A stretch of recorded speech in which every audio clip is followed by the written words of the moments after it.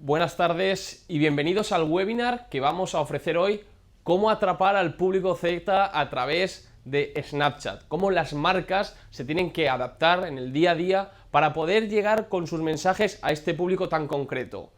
Primero, agradecer a Academus por la oportunidad de hacer este webinar con vosotros hoy. Y como han hecho antes la presentación, en esta parte vamos a ir un poco más rápidos. Simplemente recordar la parte de podéis seguirme a través de las redes sociales con el usuario achinchilla.a.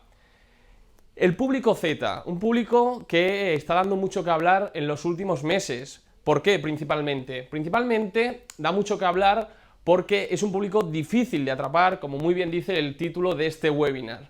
Las marcas tienen muy claro cómo poder llegar a directivos, cómo llegar a perfiles millennials, que nos ha costado, pero por fin hemos conseguido cómo atrapar también a los millennials y cómo engancharles, cómo generar un mayor engagement con ellos. Pero sí que es verdad que el público Z es un público muy selecto, un público muy específico, es un público difícil de atrapar, podríamos decir que es un público escurridizo. ¿Y por qué digo lo de escurridizo? Lo digo principalmente porque el público millennial ha pasado con ese lanzamiento de Instagram Stories el último año, se pasó directamente a Instagram y abandonó esta red social de Snapchat que estaba teniendo tanto auge, que estaba teniendo tanta tendencia en los últimos meses.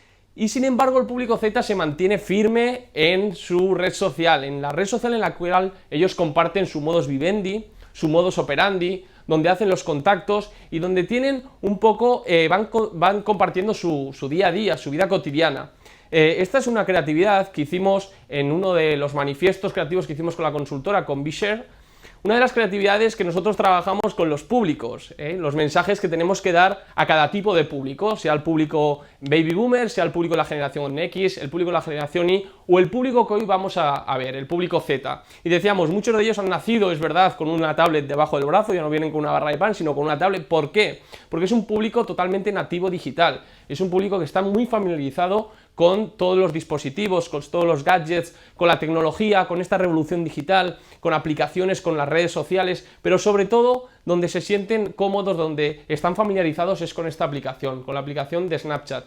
Y veremos después también el por qué están dentro de esta aplicación y qué les motiva a mantenerse firmes sin abandonarla, sin migrar a otras redes sociales. Sí que es verdad también que es difícil, lo más difícil que tenemos que afrontar las marcas es conseguir captar la atención de este público. ¿Por qué? Porque es muy fácil que desconecte, que salte de una pantalla a la otra. Ellos están familiarizados y viven con diferentes pantallas, son multipantalla. Pero sí que es verdad que el contenido, y veremos cómo quieren ellos que las marcas les proporcionen el contenido es un contenido atractivo para ellos cuando es efímero, cuando es natural. Es un contenido principalmente que comparten en vídeo, que comparten en GIFs, que comparten en imágenes y poco texto, ¿no? Y esto ha cambiado con respecto a los millennials, pero lo veremos ahora más adelante. ¿Cómo hemos dividido este webinar? Este webinar lo hemos dividido en tres partes. La primera parte, en la cual estamos haciendo esta introducción de qué es la generación Z. La segunda parte veremos las características propias de la generación Z y la tercera parte veremos cómo a través de Snapchat podemos captar a este público. Pero antes me gustaría ponerles un poco en contexto, un poco los diferentes públicos que tenemos, y aquí en esta diapositiva podrán ver de manera muy clara cuáles son los públicos. Decíamos que la generación Z son aquellos nacidos entre el año 1994 y el año 2010, pero antes tenemos la generación millennial, ¿no? Aquellos pues, que suelen tener una edad de 30 a 40 años, y a partir de los 40 teníamos la generación X y por supuesto los baby boomers, que sería la generación pues, más longeva. Pero sí que es verdad que esta generación Z, como vemos aquí, es una generación que está muy comprometida pues, con los temas sociales, que tienen mucha facilidad, como decía antes, con los temas tecnológicos, con los temas digitales, con aplicaciones, que, como veremos ahora, su hábitat natural es Internet, que ellos, cuando salen a la calle, lo primero que buscan es, muchos de ellos, una zona donde hay Wi-Fi, donde tienen un Wi-Fi point. Y es verdad, porque yo, por ejemplo, convivo con algunos de ellos, algunos de los días tenemos algunas actividades y me gusta acercarme a ellos para entender esos nuevos comportamientos, esos nuevos hábitos que tienen muy distanciados de lo que son la generación millennial, en la que me incluyo yo también, ¿no? Por eso tenemos que prestarles especial atención. Y no solo las marcas, marcas comerciales, sino también se está viendo, por ejemplo, en el caso de las universidades. Universidades, ¿por qué? Porque al final el docente que está en la universidad puede ser de la generación X o baby boomer, si es un profesor pues más mayor.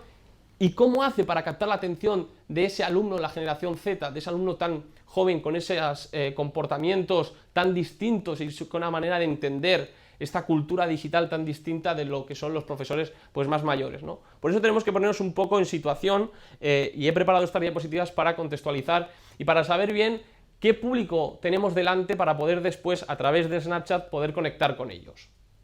Algunos datos de interés que me parecían bastante relevantes para comentar es, por ejemplo, que forman el 25-26% de la población mundial, que aquí en España tenemos casi 7,5 millones de Zetas, de jóvenes, con este tipo de perfil.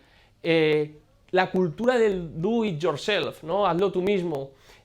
¿Por qué decimos esto? Porque si ellos están acostumbrados a, con un clic lo consiguen todo, ¿no? Muchas veces vemos como, por ejemplo, si tienen que buscar, por ejemplo, sus padres tienen que buscar un hotel o tienen que buscar un restaurante porque van a hacer un viaje, pues ya no lo buscan sus padres, sino que lo buscan directamente ellos. ¿Por qué? Porque ellos están muy familiarizados con el mundo digital, con internet, y lo van a encontrar mucho más fácil, mucho más rápido y a un precio más económico que si hacen esa búsqueda a sus padres. Con lo cual, y luego lo veremos también, la decisión de compra que tienen, el poder en cuanto a la decisión de compra que tienen en una familia.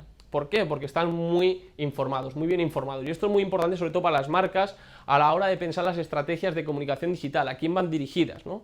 Que cada vez más ellos son los que tienen un mayor conocimiento de, bueno, de las ventajas o los beneficios que le puede aportar una marca, un producto o un servicio.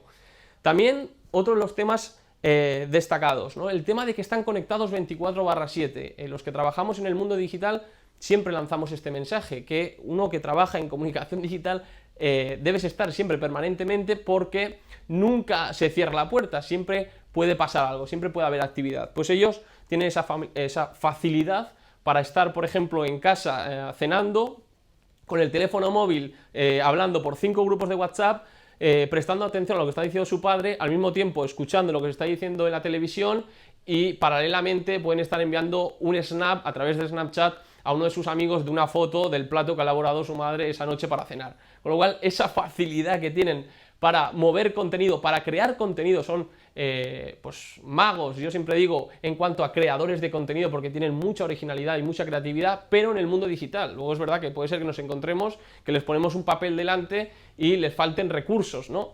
O en esas relaciones personales, que es lo que muchas veces se echa en falta y lo que tenemos que también, pues los docentes, ¿no? Los que trabajamos también con este público, ayudarles, ¿no? Pero sí que, por el otro lado, tienen, como decía, mucha creatividad, mucha originalidad y se saben mover muy bien en cuanto a estas redes y a estos canales digitales.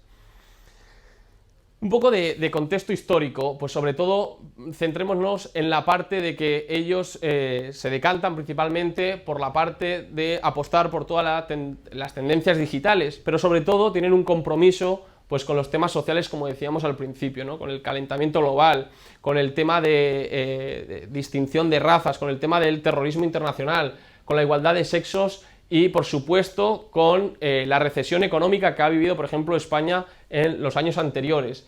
Han vivido y han nacido con estos temas y tienen un compromiso mayor que otras generaciones, porque la han vivido en sus propias carnes, ¿no? Otro de los temas que me gustaría destacar es que, y lo vemos aquí, ellos viven permanentemente el presente, ¿no? Son muy flexibles y pragmáticos, pero no conciben la vida sin gadget.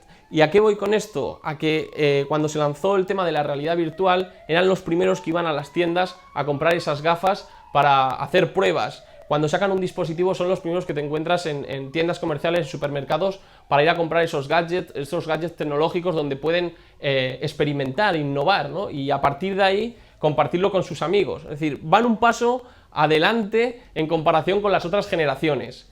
Y sobre todo otro tema importante, los que somos un poco más mayores, al principio lo que hacíamos cuando algo no sabíamos íbamos a la biblioteca o preguntábamos a las personas que estaban alrededor, un poco más mayores, pero ellos, de entrada, lo que les sale, de entrada es ir a Google, buscar en YouTube, buscar en Wikipedia, buscar en otras plataformas, porque ahí es donde encuentran muchas veces la respuesta a las dudas que ellos puedan tener. Con lo cual, ahí vemos el cambio, esta evolución que decíamos,